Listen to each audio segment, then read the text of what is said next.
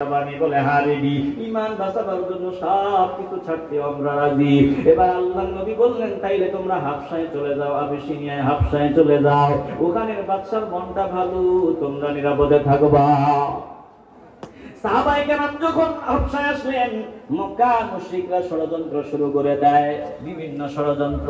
বাদশা নাজ্জাশীর ভুল বুঝায়, বাদশা নাজ্জাশীর বুঝায় এরা সন্ত্রাস, এরা মুরব্বি মানে না, এরা চূড়ান্ত বেয়াদব। আমগো দেশে বিশৃঙ্খলা তৈরি করেছে, এখন আমগো দেশ থেকে আপনার দেশে আসছে।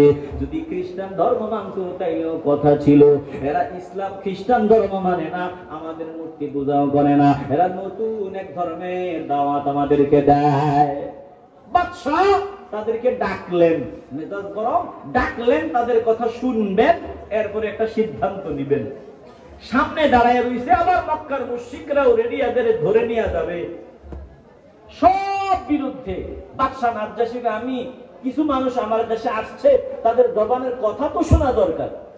এবার বাদশার সামনে দাঁড়াইয়া হকটা যেটা এটা স্পষ্ট ভাষায় বললেন, বাতিল স্পষ্ট ভাষায় বললেন। বাদশার বিরুদ্ধে যাবে এই ভয় নাই, আমাদেরকে মেরে ফেলবে এই ভয় নাই, ওখান থেকেও তিনাদের